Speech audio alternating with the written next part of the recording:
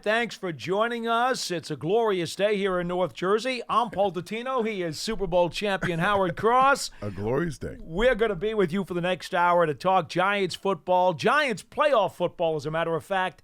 And our number is 201-939-4513, 201-939-4513. You can also find us on Twitter at #GiantsChat.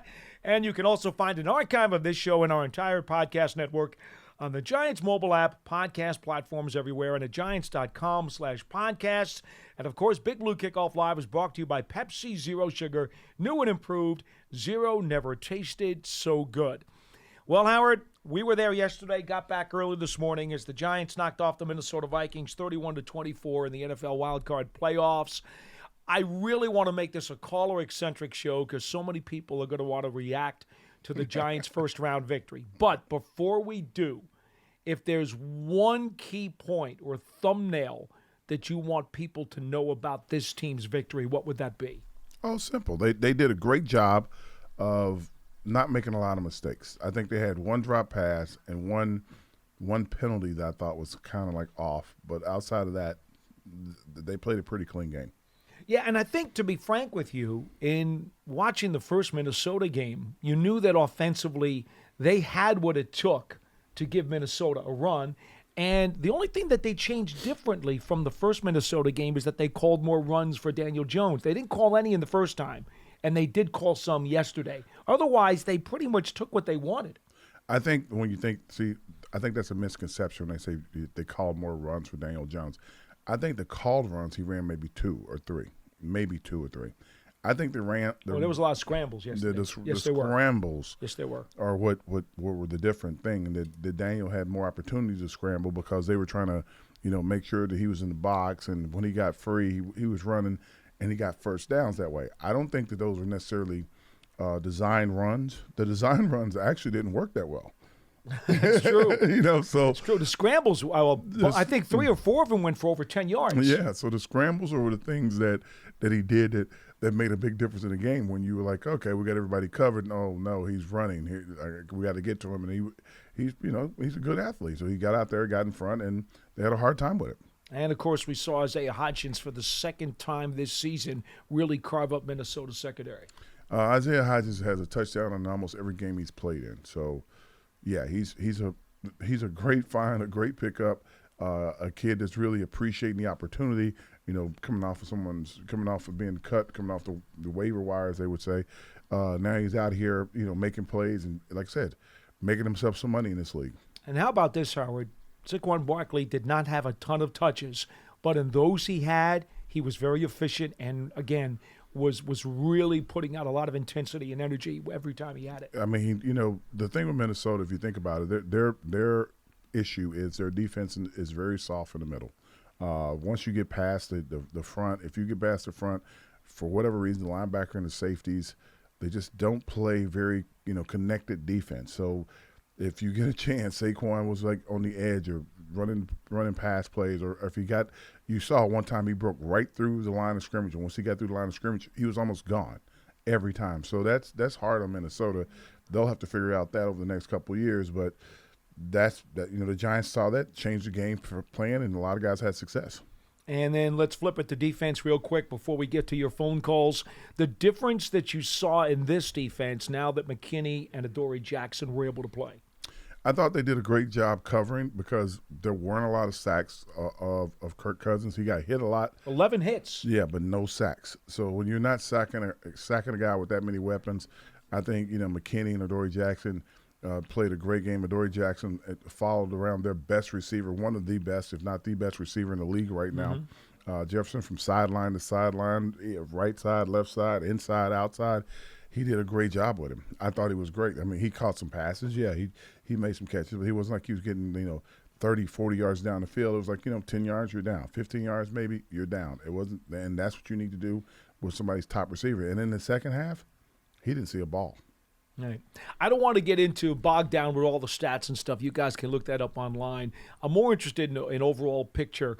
And I think the other thing that, even though Hutchinson had his 100 yards and did very, very well, when push came to shove on the last play of the Vikings game, or at least their last offensive play, The Giants got the pressure from Dexter Lawrence, which they needed to get, and then there was Xavier McKinney in a one-on-one situation, and he stops Hutchinson well short of the first down to basically ice the game. And I'll tell you something, Howard. The Giants in Washington led the NFL this year, fewest missed tackles on defense during the course of the season. The Giants have been a very good tackling team. They've had some good tackling, but there's a couple spots in the game I thought they could have done a little bit better. But that right there play was, I think the most impressive part of that play is that's McKinney. He's really functioning with basically one hand, and he's tackling a much larger guy in open space. And it wasn't like there were like four guys there waiting on him. It was him and Hutchinson by him. They was just the two of them. There was a lot of room. I'm like, a lot of room there. Please get him down. Please get him down. And he got him down. So that was a great play in the game. Folks, just remember, you can subscribe to the Giants Huddle podcast. The podcast features a rapid reaction right after each game with one of our analysts, an episode midweek featuring an interview with a national analyst, and then a game preview featuring a long-form interview with a current Giants player, an exclusive sit-down with Bob Papa and head coach Brian Dable, and an opponent preview of that week's opponent. Search for the Giants Huddle on your favorite podcast platform or listen to the Giants app or at giants.com/podcast. And remember, Giants fans, take your fandom to the next level with a season ticket membership. Stay connected to the club all year round, not just on game days. Memberships are now available for the 2023 season. To learn more about all the exclusive member benefits, visit giants.com/tickets. Limited inventory is available. And we remind you that the Giants official TV-connected TV streaming app, Giants TV, brings original video content and game highlights on demand and direct to Big Blue fans. Giants TV is free and on Apple TV, Roku, Amazon Fire TV, and the Giants mobile app. We're getting ready to get our first phone call up. And, Howard, we are going to, let me see here. I got to just get to our list of phone callers. Well, you know what? I wasn't looking at the list because I was too busy reading the spots. You're getting your read in, bro. I know. I was getting my reads in. Where? Oh, there it is. Andrew in Virginia. You're first on Big Blue Kickoff Live today. Hello. Hey, guys. Howard, love you. Paul, I love you. You're the man. I appreciate it. If you could withhold the temptation from doing another Rocky Art Museum video on Twitter, we'd all appreciate it, I think. That's terrible. There will be no repeat. Dable actually wanted to fine me for that video, just so you know. That's terrible. But in seriousness, what can Kayvon and the coaching staff do to actually get the holding penalties called? I counted at least 3 times when he was getting held, and they didn't call anything. And so that's my big question for the day.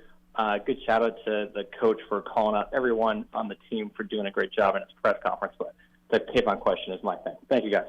Thank you. So what happens in games, so you know, every coach in the league goes up and specific officials, they've scouted the officials. They know what the officials are going to call and what they're not going to call, even with these quote-unquote playoff official crews, which meaning they take the best official from each crew and try to put them together to make a good crew. You know what these guys are calling and what they're not calling.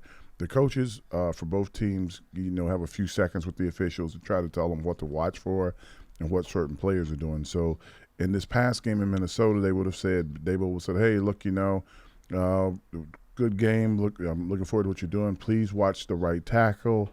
He's notorious for grabbing and holding and pulling guys down. If you can, just keep an eye on it. I'm not saying he's going to, but just keep an eye on it. And they probably did, but they didn't call holding on either side. They didn't really call holding against the Giants, and they didn't really call holding against the Vikings from an offensive line standpoint. So it was kind of like a basketball game. When they say let them play, they let them play. 201-939-4513. Line 2 has Peter in Florida. You're next on BBKL. Hello. Hey, guys. How about them Giants, huh? Hey, how about them Giants? You know it, man. You know it. So the 2 things I really took out of the game, I don't have a question. I just wanted to make a couple quick comments. One, I felt that the O-line, wow, I think with the eye test, I think they played probably the best game of the year.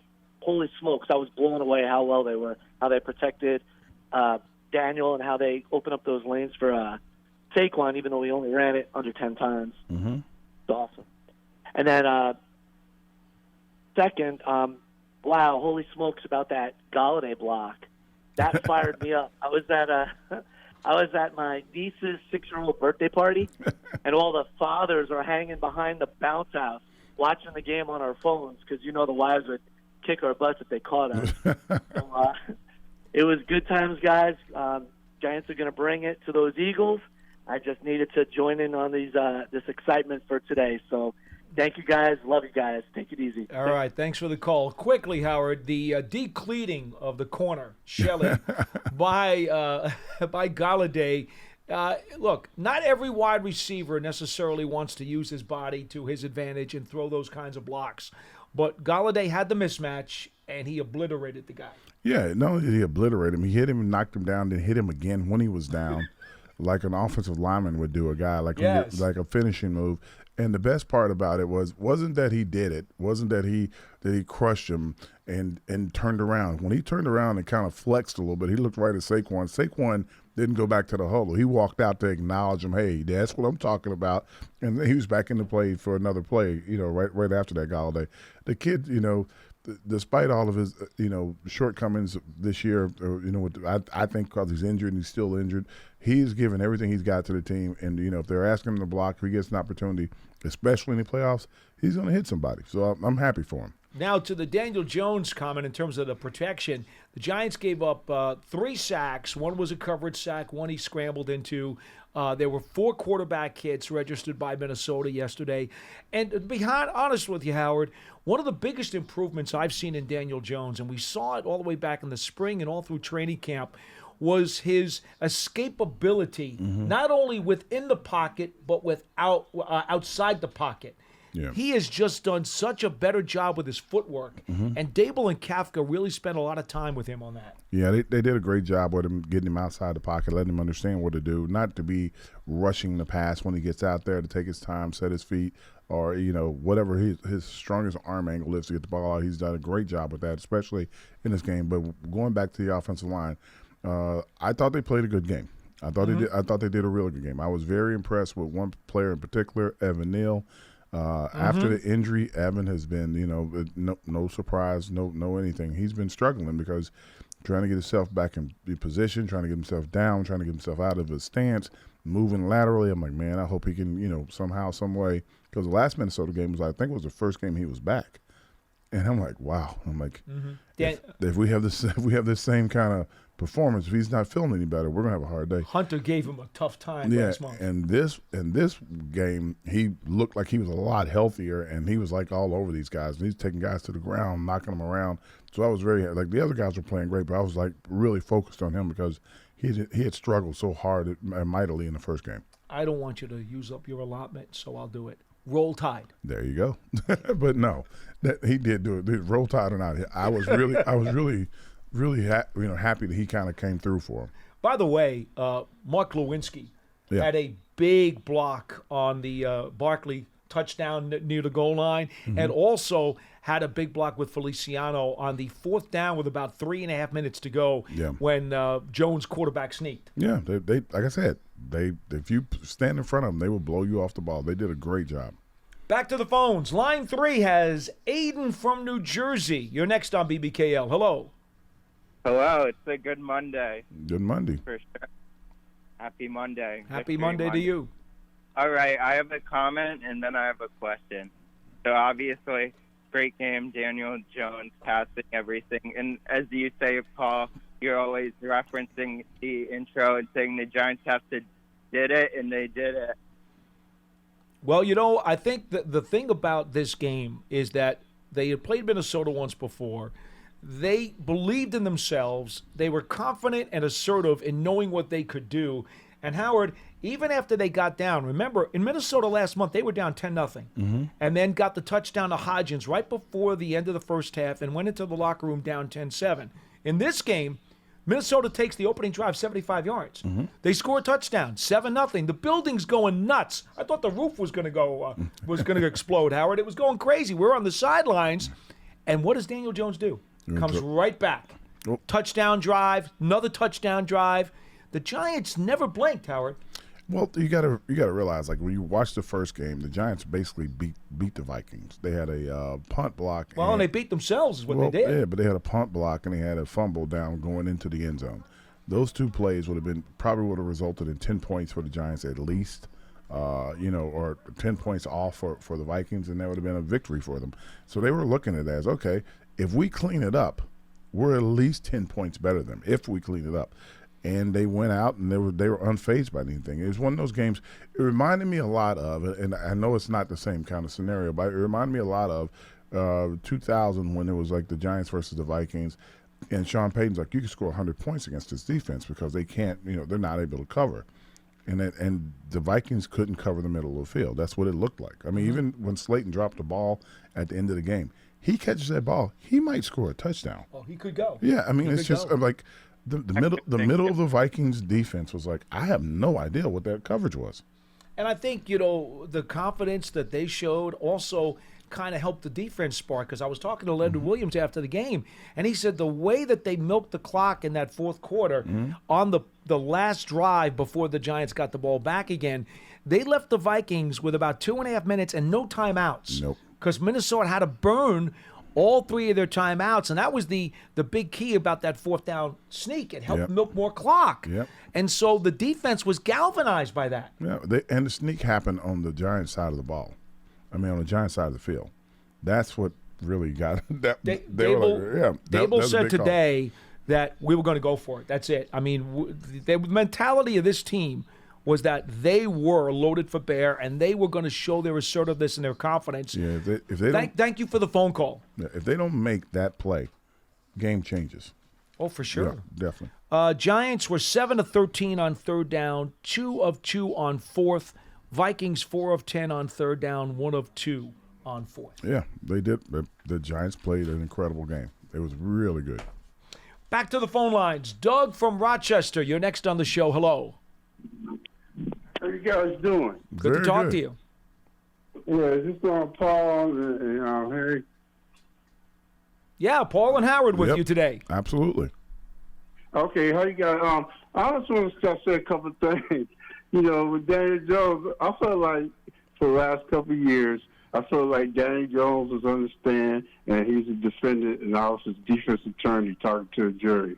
I said, how can you judge Daniel Jones with a terrible, this is what I'm telling people, with a terrible offensive line and no good coaches? Okay, so I see some of these people. I haven't seen them all yet. I didn't say nothing to them. I just looked at them. You see he's got a good offensive line, some good coaching. Now I look at him. I always knew he could do it. I always knew it was in him. I've been sticking up for Daniel Jones for 3 years. Everywhere I go, Daniel Jones, he's a bum. He's never going to get nowhere. I'm fighting for him. You can't judge Daniel Jones. This is what I tell people. And some people agree and a lot disagree. But I want to say one thing about the game. It was all stages of the game was played well, but to me, it was the play caller on both sides of the ball, especially on the offensive side of the ball. Kappa's play calling, and that's what people on TV this morning is recognizing. The play calling of the Giants was excellent. I'm talking about Wink made some decisions to change up at the right time. Kappa made some dynamite play calling. To me, that was the biggest difference. They all played good, but a big part of it was the play call. Thank you, Doug. Appreciate the call. Yeah, the play calling was great, Paul. I will say the play calling was great, but the execution was even better. I think that was the big difference in the game. I think even the defense was reeling a little bit after that first long drive. I'm like, oh man, they got to figure something out, and they eventually got on it and they started slowing it down. Like I said again, Jefferson not having but one target in like the third or fourth quarter, whatever it was. That's a big difference. Kirk Cousins. Making bad decisions with the ball late in the game, that's great coaching. That's getting guys in the right position, and they're playing their position. As far as the offense goes, guys were just executing. They were getting their blocks. They were running through holes. They were like Saquon Barkley on that goal line run when he runs over 2 or 3 guys and drives his legs into the end zone. That's just will and want to. That's not just play calling. That's the players knowing, hey, look, we're in the playoffs. We're going to turn it up even another notch, and it worked out. As far as Daniel Jones goes, I tell people this all the time. If you're a high draft pick and you're like in the top 5, that means you're going to a really bad team. And I don't know what they're going to do to fix the rest of the team around you, but when you're a top 5 pick, unless there was some trade or something that got you that pick, you're going to a really bad team. And in the past, guys didn't want to go to certain teams. Kadeus Bennett didn't want to go. John Elway didn't want to go. Heck, Eli didn't want to go. So like now guys are more prone to like show up to the team that is drafting them. But man, I'm just telling you, if you're a high draft pick, you're usually going to a bad team. Real quick comment, if I can get from you, Howard, because I thought after that first drive that the Giants had that tied the game at 7, I thought maybe the next most important drive besides the milking of the clock was coming out in the third quarter. 6 plays, 75 yards. You get pass plays to Barkley for 24, Hodgins for 32, and then Bellinger caps it off with a 9-yard touchdown catch, puts the Giants on top 24-14. And basically was another punch to the Vikings' gut to tell them the Giants aren't going anywhere. I think more important than that drive, I think they had like a penalty in the drive where it pushed them back. They still got a first down. They didn't have a penalty on that drive, but they did have a first down carry by Barkley for -3 to start the drive. Basically, it was a penalty. So when you start out minus yards and they find a way to still get first downs, you put them behind the chains and they keep coming and they keep making it. I'm like, okay, this is going to be a game. It just looked like the team with the ball last might win the game. 201-939-4513 is our phone number here on Big Blue Kickoff Live. Paul Dottino and Howard Cross. He's Howard Cross 87. I am Giants at WFAN. And don't forget, this program is brought to you by Pepsi Zero Sugar. New and improved. Zero never tasted so good. We go back to the phone lines, and it's Len from Maryland. You're next on Big Blue Kickoff Live. Hi, Len. Hey, guys. How you doing? Wonderful. Good, very good. The sun is shining brightly in Columbia, Maryland. There you go. It is in East Rutherford, too. It's a great day to be a Giants fan. You just see that window of opportunity, both short-term and maybe into the foreseeable future, opening up a little bit watching this team play. Or another way to put it, the glass is 3/4 full. Okay, all right. Hadn't thought of it that way. We are getting there.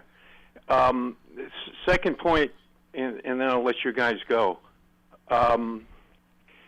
When you're Paulie, you've heard me say this before. I don't know whether Howard has heard me say this, but when your best players, those 7 or 8, maybe 9 first-round picks, I'll throw McKinney in there too. I know he was the second. But when your best players are playing their best, like yesterday, good things are going to happen. Good things are going to happen. Mm-hmm. Let's go, Giants. I'm feeling good about Saturday night. I'm feeling real good. I think we got this. We'll get to that game later in the week, Led. Today, we're just going to celebrate the win in Minnesota. How about that? Yeah, okay. We'll let you call back again later in the week. We'll do it. All right, man. Thanks, for Led. taking my call. Go Giants. Take care. 201-939-4513. By the way, Howard, I think coming off a Len's call, I do want to mention to you and all you Giants fans out there, there were a number of pockets of blue jerseys on the Giants' side of the field at the stadium yesterday. Now, don't get me wrong. They went up to 115 decibels for the Vikings with their horn and their drums and their fireworks and everything else they do. And their piped-in music. Yeah, but you know what? The small clusters of blue fans that we saw, I heard, let's go Giants, and I heard defense. Yeah. They were loud. The Giants fans that traveled, they made noise. They remarkably are sitting together, which I still can't figure out. Like, most of them were front row. I feel like a lot of them in the front row. Isn't that crazy? Like, how do you like? I figure if you go to a visiting, arena, stadium, whatever, they would put you all over so you're not together. Every time we go to a stadium, the Giants fans are sitting in the same area together so they can make some noise. So it's kind of funny to see them, and it's great to hear them, making noise and screaming and getting the players fired up. Especially, why would you sell them tickets behind your bench? That's just crazy. But, hey, don't stop doing it. We'll appreciate it. Eagles, we'll be looking for some tickets behind the bench for the Giants. 201-939-4513. We go to line 3. Bobby in Kansas City. You're next on the show. Hello. Bobby. Are you there, Bobby? 1, 2, 3. Bobby's trying. He can't get through. That's a counter. Maybe he's got a bad connection. Try calling us back again, Bobby. Your cell phone may have been flaring up there. We'll go to line 1. Greg in Virginia. You're next on Big Blue Kickoff Live. Hello. Hey, Paul. How y'all doing? Very good. How we doing today? Good. Love the win yesterday. Enjoyed it all the way till Saturday. I would like to point out one moment with Brian Daboll's leadership. When Darius Slayton dropped that pass and he looked very distraught. I thought that was a reflection of his leadership. Yeah. And that was big. I think he really needed that. And good thing that defense bailed him out. So that's my point. Okay. Have a nice day. Thank you. I think Brian Dable did a good job going over to Darius Slayton because he felt like the defense was going to stop him. He was basically telling Slayton, "Hey, look, we're going to need you next week, if not in this game for another play. So let's let that one go. We're going to need you." And Slayton's like looking at him like, "Okay, coach, I got you." So, and again, the defense goes out and they do their job. They were supposed to get a stop. They got a stop. When they get a stop, all is forgiven, so to speak. And it's crazy that one play is a play that's just going to focus around Slate the whole time. He had a good game. Sure he did. He had a real good game. Made some big plays, got open. He was twisting those guys into the ground. They couldn't stay with him. He just happened to be on one play looking downfield because he's like, oh, my God, how close are these guys? And took his face off the ball, which he won't do the next catch.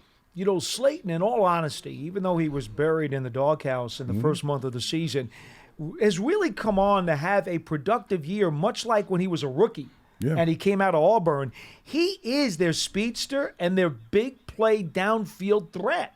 And quite frankly, I'll tell you something. Hodgins done a great job, but Howard, where would they be without Slayton? Slayton carried him through the early part of the season. He was the big play guy. He went and got the ball. He figured out how to do some things. And Daniel and Saquon were running it and carrying on, and every once in a while they'd throw the ball up, and there would be Slayton.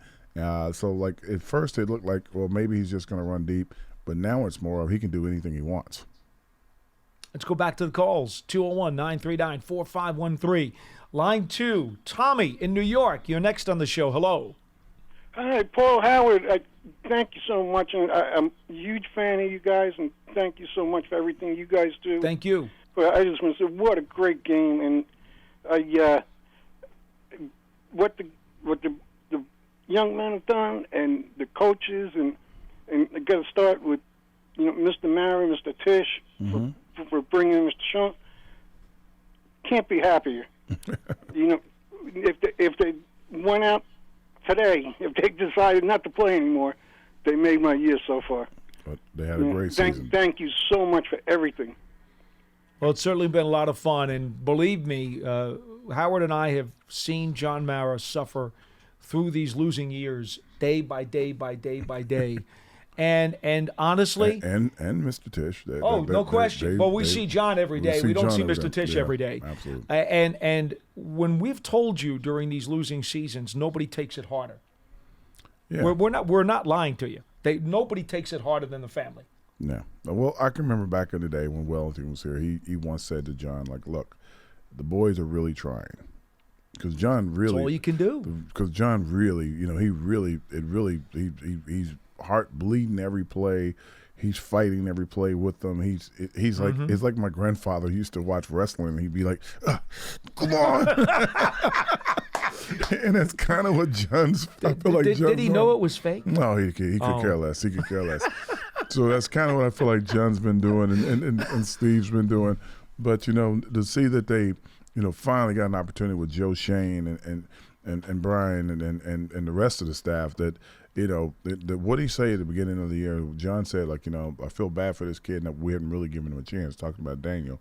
And he felt like this was an opportunity to give him a chance. And he gets stable. I don't want to say nothing about him being a Bama guy or nothing like that. But, he brings a Bama guy in. He does a good job. Somehow it always goes back to Roll Tide, doesn't it? Roll Tide. Man. Always.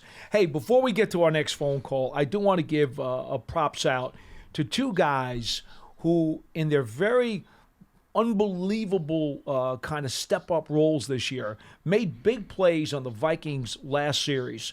Moreau on a 1st and 10 for Minnesota at the 46-yard line. Moreau comes up with a play on Thielen. Yeah, he did. Nice pass defense.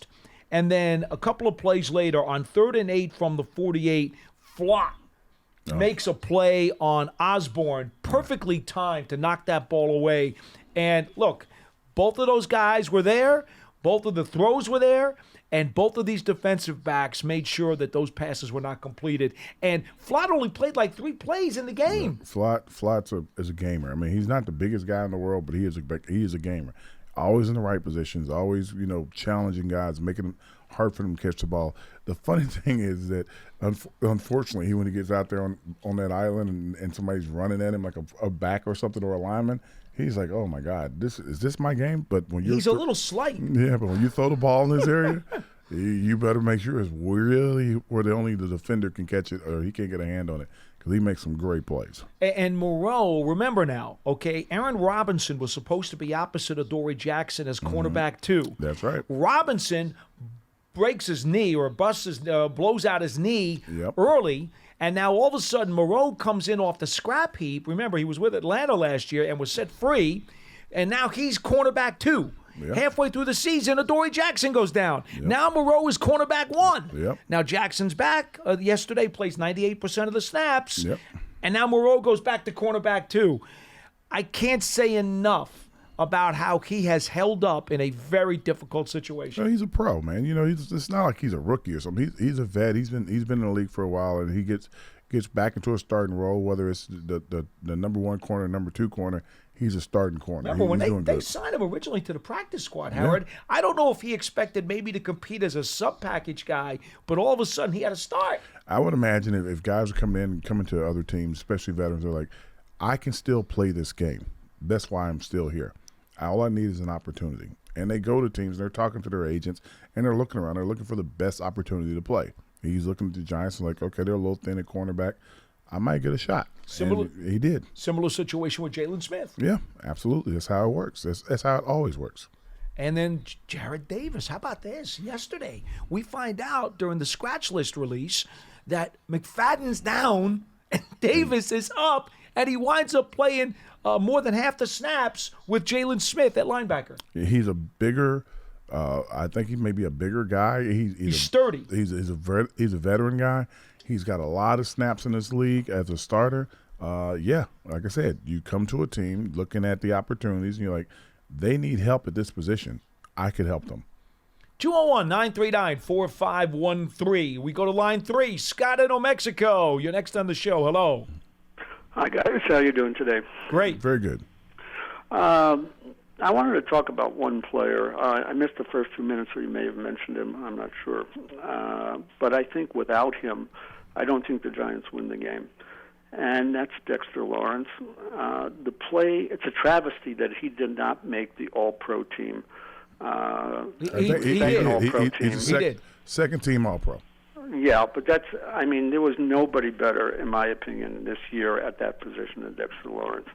The thing that was striking, I think, on the last play, he took on two offensive linemen, and I think he was the one that forced Cousins to throw the ball short. Yes, that's correct. And Leonard Williams had a hell of a game, too, by the way, with pressures. Mm-hmm. Right. But his play has been outstanding the whole year. And one of the things that strikes me is that he's sort of the anchor of the team. When Slayton dropped the ball, everybody thought, well, maybe here we go again. Yet I almost felt at that point they had adapted to the Ray Lewis philosophy. We're not going to lose no matter what. That defense was going to stick there, and we were going to make that work, and nobody was going to beat us. And that's the feeling I got. And I think that stems from Dexter Lawrence. I think he's just that much of an anchor on the team.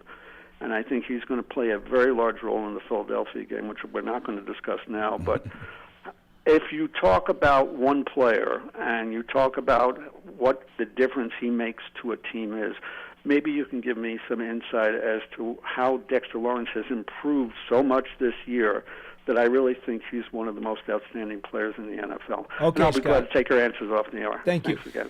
Well, the reason why you think he's improved is because he's having more opportunities. So I think he's been the same guy the entire time. He's a big-bodied, long-armed, very athletic young man, and playing in the middle of the defense, it affects everything in the game. I don't think people realize when they're looking at players who are you're trying to set up. The way I will explain it best is like you're trying to set up a great defense or a great offense or a great whatever. This is how you do it. You get quarterbacks, running backs, the center, and then you start to spread out. And that's how you set it up. Well, they say that in baseball. You got to be strong up the middle. You get the nose tackle and the D tackle. You get the middle linebacker, and then you get the safeties. And then everybody else you start trying to fill them up. And the reason why you do it that way is because if the defense pushes forward in the middle and creates this pitch at you, you start to have to. It starts to make you one-sided, and it makes one side of the defense better, or the other side of the defense better, and it kills quarterbacks. How do you stop Tom Brady? Pressure up the middle. The greatest quarterback to play our game, the guy who's won the most Super Bowls, the ageless one. You step on his toes, he will throw the ball away.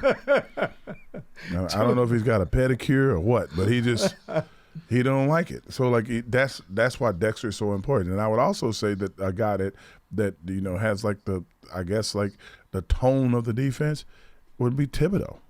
Thibodeau makes plays. There was a play in a game where he was blocked out of the play. The ball's out on the edge. I'm like, oh, my God, they're about to – Thibodeau just bounces out and catches him. They try to throw a screen. The screen is behind him. The guy has to dodge to get behind his blockers. As he's dodging to get behind his blockers, Thibodeau's not just tackling him. He's hitting him and knocking him down. So it's like the guys that are making plays and they realize the weight of the moment, they're really getting after it. And you can see that mostly in those guys with their hands in the dirt. I'm going to digress for just a couple seconds. Any quick thought on the Dallas-Tampa game tonight as to who survives and gets to the next round, even though the Giants will play Philly next week no matter what? I think Tampa wins the game. For whatever reason, there have been a lot of these top-flight quarterbacks, as they call them, they're throwing a lot of interceptions. And if you throw a lot of interceptions, the other team has an opportunity to win. You saw it in so I don't know how Jacksonville won, but with a lot of interceptions. Lawrence threw 4 in the first half. Yeah, and the other guy was turning the ball over a little bit too. I don't know how Buffalo escapes because they're turning over the ball, but, Miami turned the ball over too. When you turn the ball over, you give the other team a chance. Dak and those guys have been turning the ball over at an incredible rate. Mm-hmm. Dak's leading the league in interceptions. And he missed 5 games, Howard. He missed 5 games. For whatever reason that's going on, I believe that will be the issue in the game. Yeah. And I do. I think that for whatever reason, I think Tampa will muster up enough energy to stop the run. And they're going to put the ball in Dak's hands, and they're going to try to see if he can really do it for a whole game, knowing that he will for whatever reason, he'll give you a couple balls. And when they do, some of those balls are pick sixes. You can't do that with a guy like Tom Brady standing on the other sideline. He wants a one-score game. He wants the ball in the last 2 minutes or the last 30 seconds to give his team a chance to win. Well, I understand that. Oh, and by the way, look, kudos to Tom Brady. Okay, he actually tied Daniel Jones this year with 5 fourth-quarter or overtime game-winning drives. So kudos, Tom. Nice job. You tied Daniel Jones. That's hilarious. 201-939-4513 is our number here on Big Blue Kickoff Live. Gerard in Ireland, you're next on the program. Hello. From Ireland. Nice. Hi, Paul. Hi. How are you? Very Beautiful good. day. Yes, sir. Absolutely. Yep. No, it was a great game. I mean, I stayed up till 1 o'clock in the morning over here watching it. We didn't get back until after 1 o'clock in the morning. It works out. Well, I watched a little bit of the other game that came on afterwards, but we won't mention them. So, okay. On to Philadelphia, and we'll see how. Study your homework, do your homework, and we'll let Saturday night be another long night. All the best to the Giants.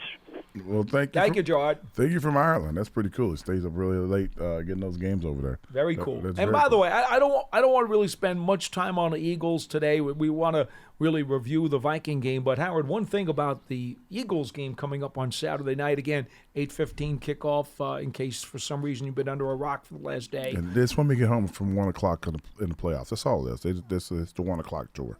So this will be the third time the Giants and Eagles have played in the last 7 weeks. That's really compacting. Talk about teams knowing each other. You can't get much more familiar than that. Yeah, I think that it's it works out in both teams' favor to have a team that you both know. It works out in the Giants' favor that they don't have to travel that far. It just it's just easier to play a team like that. Although the Eagles are the number one team in the NFC, it's still easier to play a team that you know than a team you don't know. And I think that the first game they were just a little overwhelmed. The second game, I thought they played well, even though they didn't play all their starters, meaning the Giants didn't play their starters. Got a little better feel for it, and it's going to be interesting to see how healthy is Jalen. If Jalen's really healthy, could be a tough matchup. If Jalen's not really healthy, could be a very difficult game for the Eagles. Now, I would have given you the Giants injury report earlier during this program, except Brian Dable came up with his usual diagnosis of day-to-day and we'll see. So Jason Pinnock, who suffered an abdominal injury, as you guys know, had to get help off the field with the cart. He did go to the hospital. They examined him. He said he was doing better. They released him. He came home with the team last night, but we don't have an update other than Coach said, other than your regular nicks and bruises or whatever, he thinks they're pretty good. So I'll have some hope and optimism for Pinnock. And Ojulari suffered a quad. He was in the locker room after the game, seemed optimistic and hopeful. And again, Dable saying day to day. So we don't have anything really significant to tell you there. Yeah, I seen Pinnock on the field, but Ojulari, I never saw. I even got the report. They're like, oh yeah, Ojulari's out with a quad. I'm like, what? What happened? Yeah, missed the whole second half. I didn't even. I was like, I kept looking for him. I'm like, I didn't see him on the sideline. I'm like, what happened to Ojulari? Where is he at? I will say this against the Eagles and Jalen Hurts, you really want Ojulari on the field. Yeah, you want everybody. You want every available soul if you can. All healthy souls at that. Okay, we go to line 2. Andrew in Long Island. You're next on BBKL. Hello. Hey, what's going on, guys? Good to talk to you. How we doing? Good Monday. I'm pumped up. Yes, sir. Good for you.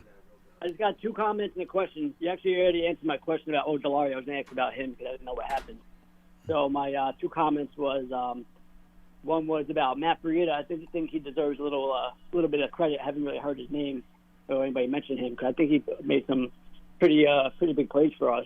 Coach mentioned him this morning as one of the unsung heroes who has been a pro his entire time here with the Giants since they brought him in. In fact, if I'm not mistaken, Howard, he might have been the first free agent the Giants signed when Shane and Dable came into this organization. I think he was, yeah. I think he was, absolutely. Yeah, he made that one big play, that third, I think it was like 3rd and 1 or something like that, but he had to fight for that. Yes, he did. He got it by about half a yard. Yeah.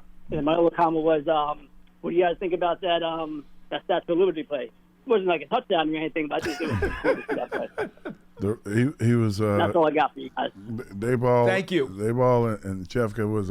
They were doing a little swishing and dishing. That's all. I was like, oh, he's swishing and dishing out there. Go ahead, Daniel. I see you. That was kind of cool. I like plays that are, a little different. And I'm happy that it worked. Unlike the Vikings play, where I guess they were trying to do the Philly special. I'm not sure what they were doing.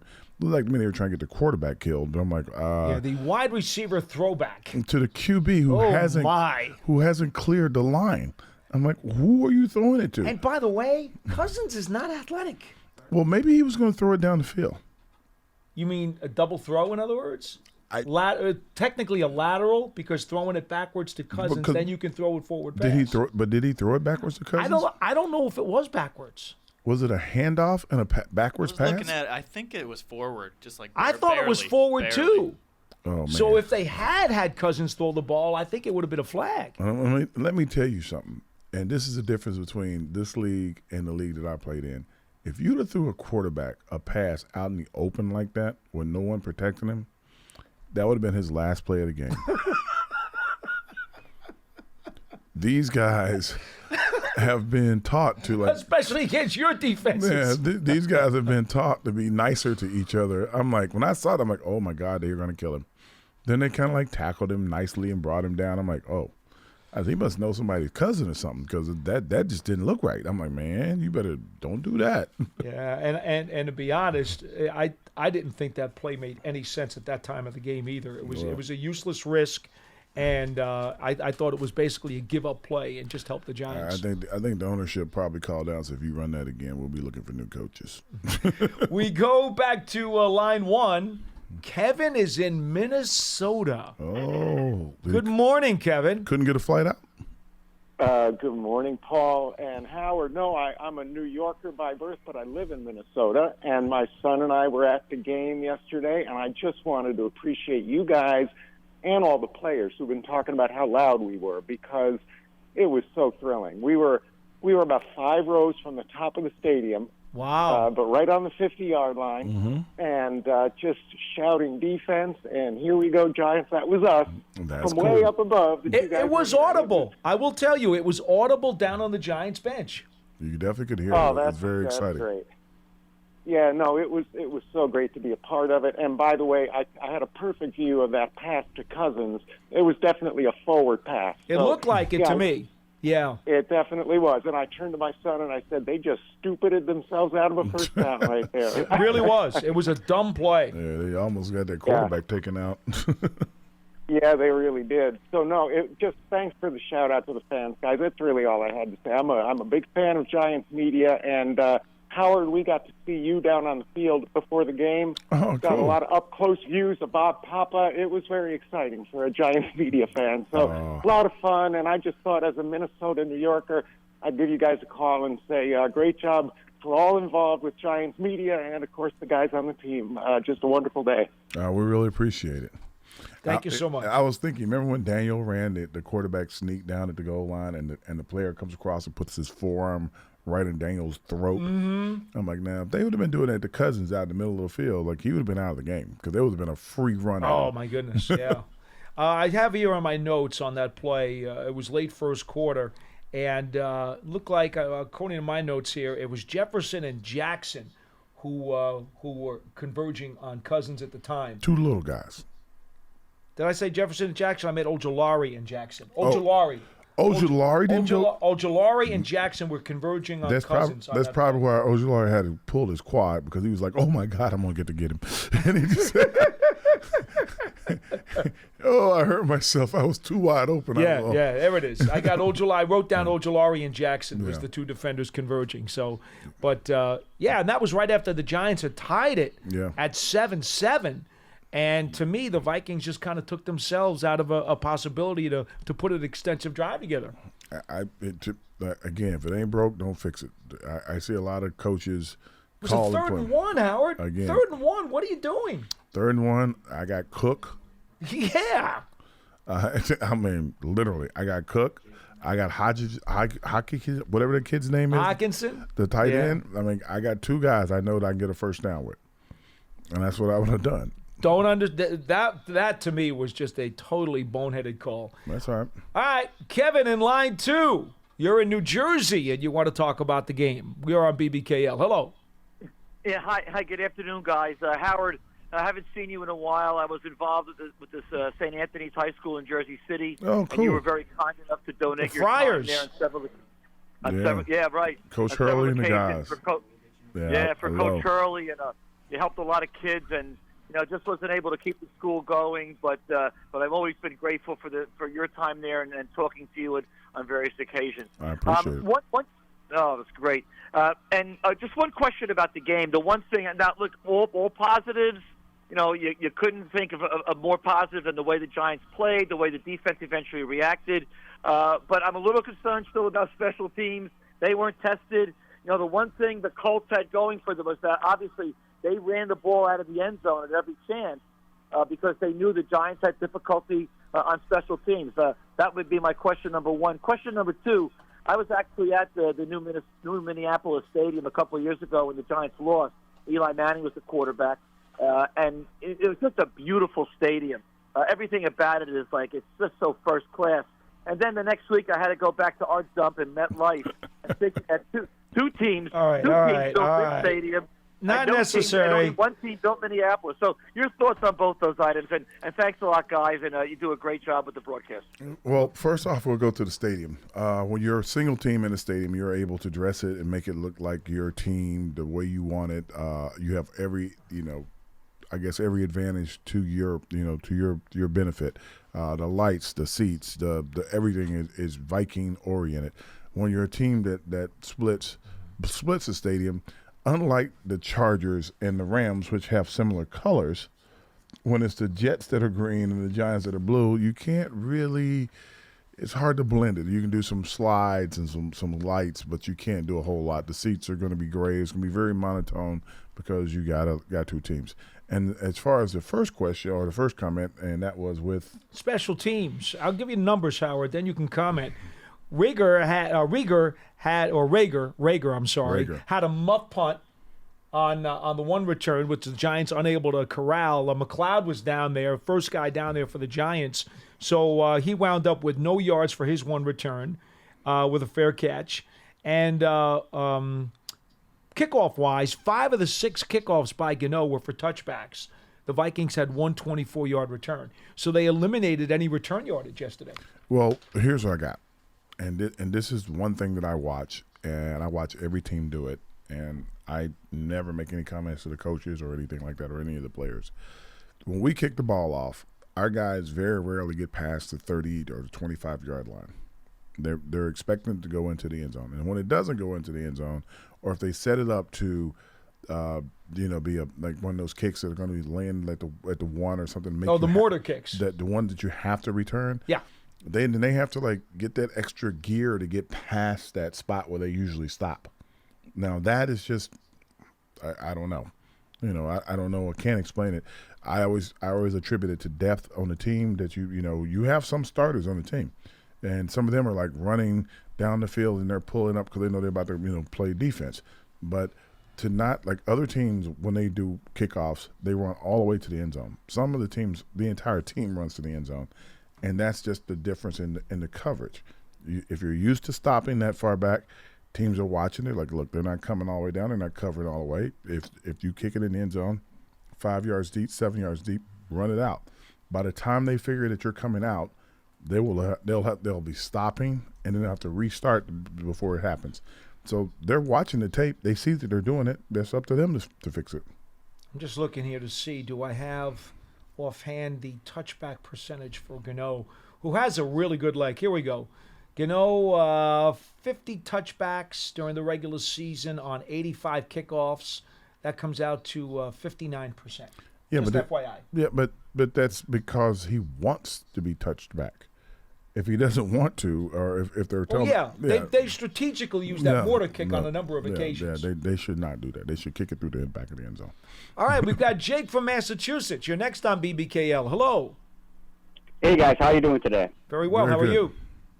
Good, thank you. Hey, listen. My father was a lifelong Giants fan, and thusly I am as well. Okay. And unfortunately, he passed in June of this year. Sorry. And thank you. Thank you for your condolences. But every year, I always tell him, Dad, the Giants are going to make the playoffs this year. They're going to make the playoffs this year. And he says, Jacob, nah, I don't know. So when he was in the hospital, I said, Dad, they're going to do it this year. Then when he passed in June, the funeral director asked me to pick the color of the urn. And obviously, I picked Giants blue. And so he's in spirit with us right now, and he's looking down at us, and he's celebrating. That's pretty cool. That is really cool. Well, thank you for your call. That is really cool. Yeah, that's a heavy call. I can't end the show with that one.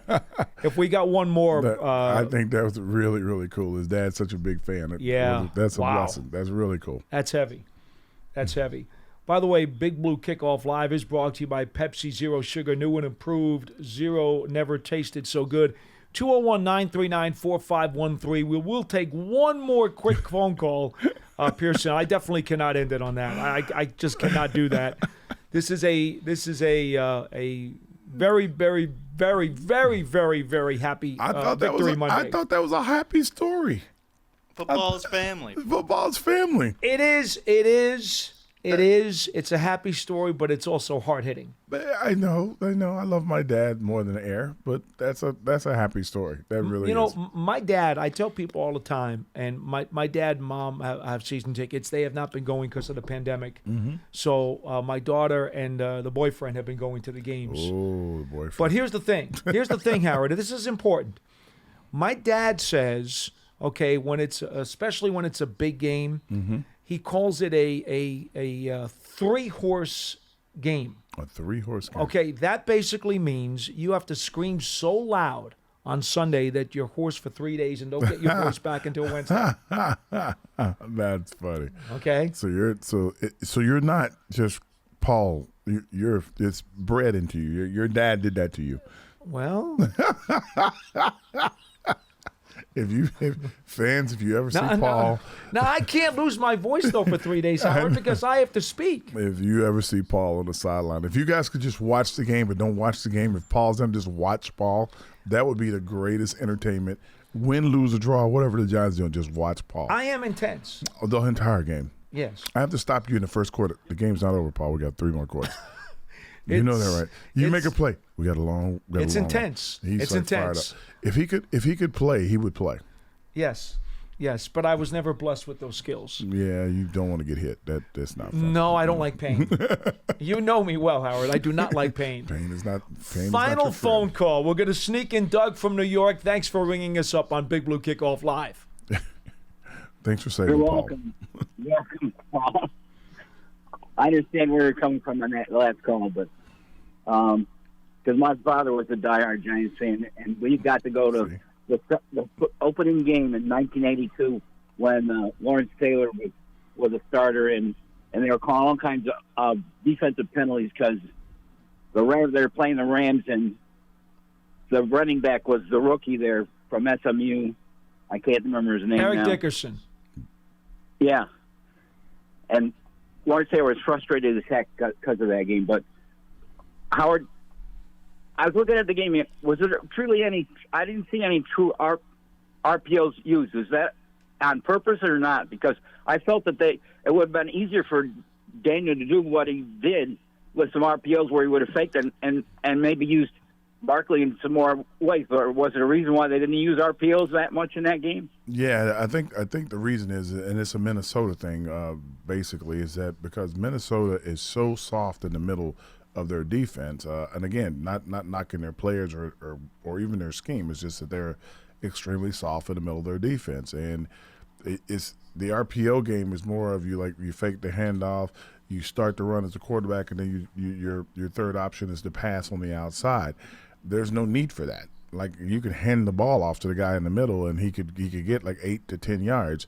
If you were going to run it, like I said, some of the times Daniel pulled it and ran. I think he did it twice, and he had one run that was wasn't even a pull and run. It was like the student body right, kind of where everybody went, and in all three of those plays. I think out of those 3 plays, he got like 8 yards. Like he made the big plays in the quote unquote scrambling, but he wasn't making big plays like in the kind of what would be as close to an RPO as you could see. I just don't think that they weren't as strong in the middle of the field. I think their corners would probably be their stronger defenders on the back end. So they were kind of playing to the middle of the field. Most of the big plays came across the middle. One of the handful of design runs for Jones actually went for a touchdown and had to get called back by the motion penalty. Well, on that penalty, just so people don't really get this. Like in theory, you go get set. So 2 guys are in motion. The first guy goes in motion, he gets set.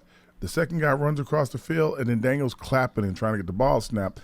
But the guy that went in motion first is going to come across to lead the play. Well, the guy started before the ball got snapped, and the other guy was still moving because he couldn't hear anything.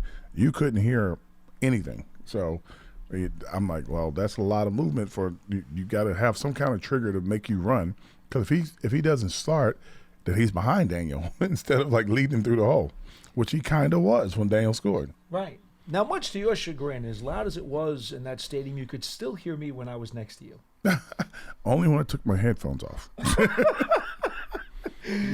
Folks, that'll do it for this edition of Big Blue Kickoff Live, as always, and we certainly appreciate the support of Pepsi.